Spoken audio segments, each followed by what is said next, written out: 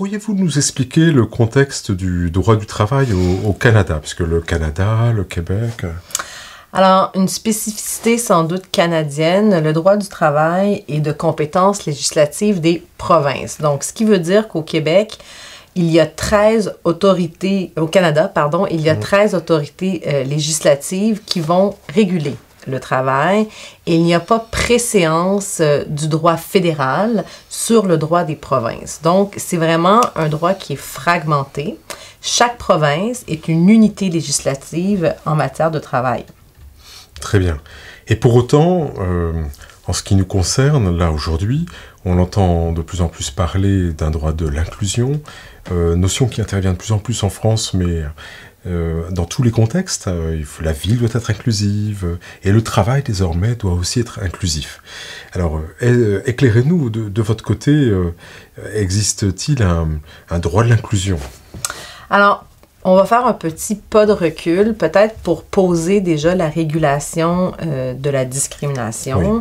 Parce que c'est de là le point de départ, finalement, pour réfléchir en droit du travail au droit de l'inclusion. Donc, au Québec, nous avons une charte des droits de la personne, une charte adoptée en 1975. Donc, déjà, on a une certaine expérience avec le recours à cette charte dans les milieux de travail.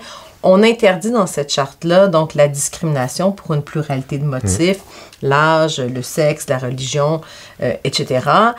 Mais évidemment, la charte, ce qu'elle prévoit, c'est essentiellement un droit de recours qui est individuel. Donc, une personne qui se sent lésée au stade de l'embauche, sur le plan de la détermination de ses conditions de travail ou encore au moment de la fin d'emploi, pourrait exercer un recours visant justement à sanctionner l'employeur qui a commis une discrimination.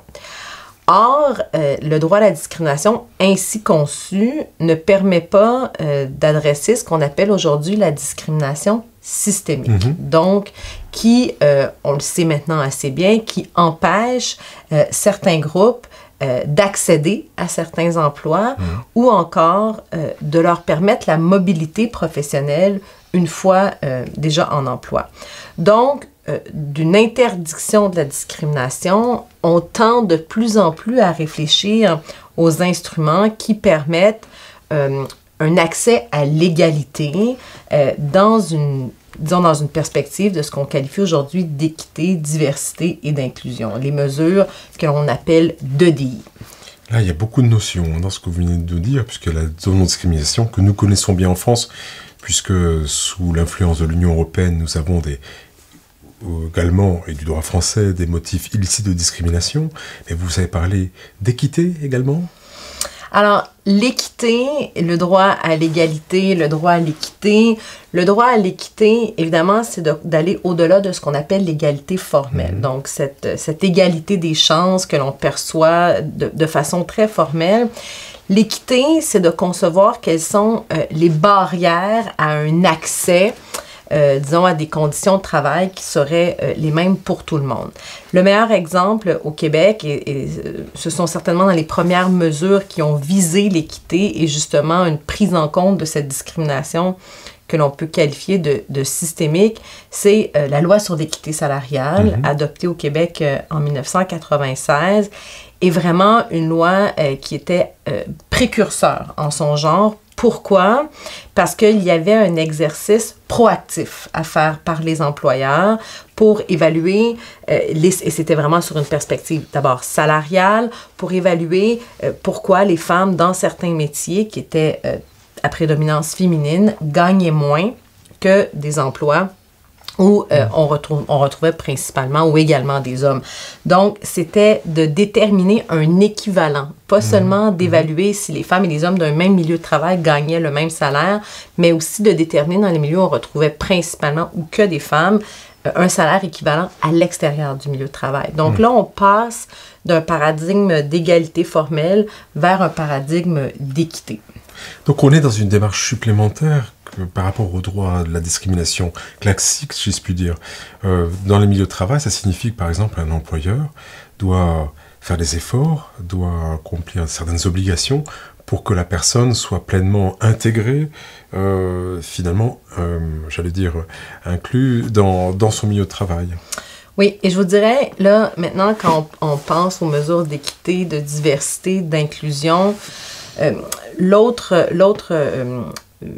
dirais, modalité que l'on a dans notre système de régulation juridique du travail, ce sont ce que l'on a appelé, et ça depuis les années 80, donc on a aussi quand même une expérience avec cette modalité, les programmes d'accès à l'égalité. Oui. Donc, les programmes d'accès à l'égalité en emploi, comme on discute ici d'enjeux d'emploi et de travail, sont vraiment des programmes qui obligent à faire un diagnostic du système d'emploi afin, à terme, d'augmenter la représentativité de certains groupes qui ont historiquement été discriminés, on va le dire comme ça. Comme les peuples autochtones, notamment? Les peuples autochtones, les personnes en situation de handicap, ce que l'on a appelé les minorités visibles, à défaut d'une autre expression, et les femmes sont les 4 groupes qui ont été identifiés comme étant, disons, visés par ces programmes d'accès à l'égalité. D'accord. Alors, par exemple, nous, la Cour de justice de l'Union européenne, le 7 décembre 2023, dans un arrêt, estimait qu'une jeune étudiante en situation de handicap pouvait choisir l'âge de son assistante personnelle. Ce qui paraît surprenant, puisque finalement, on autorise une discrimination. L'inclusion, ça se manifeste de cette manière-là également, c'est-à-dire que finalement, le droit à l'autonomie de cette étudiante en situation de handicap lui autorise à faire des préférences qui peuvent être éventuellement discriminatoires. Alors, plusieurs nuances s'imposent si on réfléchit à la question de ce qu'on appelle chez nous les mesures d'accommodement en contexte québécois. Alors, la mesure d'accommodement permet justement une mesure qui pourrait être considérée comme étant discriminatoire, mais c'est une mesure qui doit permettre de répondre à une autre discrimination. Donc, par exemple, d'assurer l'accommodement dans le milieu de travail à travers un aménagement de l'espace de travail, les outils de travail que l'on va conférer à une personne qui, finalement, compose avec un handicap, de nature plurielle, que ce soit une maladie ou que ce soit vraiment une limitation physique formelle. Mais est-ce que ça va jusqu'à permettre de faire des choix? Nous avons eu quand même plusieurs cas au Québec de personnes, par exemple, de certaines qui évoquaient leur confession religieuse, par exemple, pour choisir le sexe ou l'horaire des personnes, du sexe des personnes qui allaient leur prodiguer des soins, ou encore, et ça c'est un autre exemple, l'horaire de travail pour aménager des espaces, même physiques au sein de l'entreprise ou du milieu de travail, pour pouvoir justement mener certaines activités religieuses comme des prières, par exemple. Là-dessus, il faut bien le souligner au Québec, la réponse des tribunaux, parce que c'est essentiellement une réponse des tribunaux. Il n'y a pas de mesure dans la loi qui vraiment qui presse. On y va au cas par cas, exactement.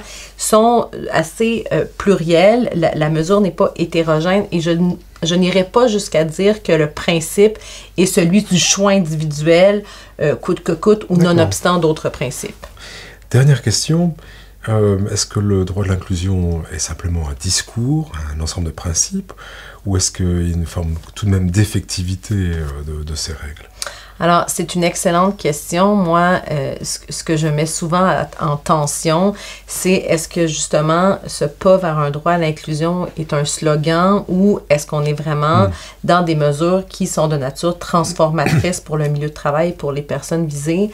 Il y a des conditions pour que, disons, on atteigne cette inclusion.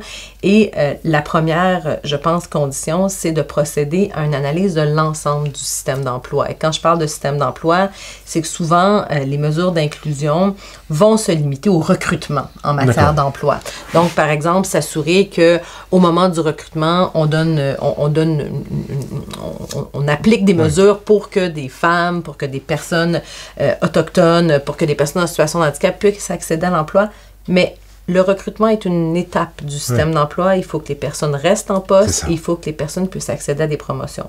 Donc, oui au droit à l'inclusion. Et pour ne pas que ce soit qu'un slogan, il faut vraiment procéder à une analyse de l'ensemble du système d'emploi pour que ces personnes-là, de différents groupes, puissent être incluses au moment de l'embauche, mais aussi tout au long de leur trajectoire professionnelle. Merci pour vos réponses. Vous nous montrez qu'effectivement, il y a véritablement une démarche, un changement culturel à faire, à accomplir pour atteindre cette inclusion. Merci. Merci à vous.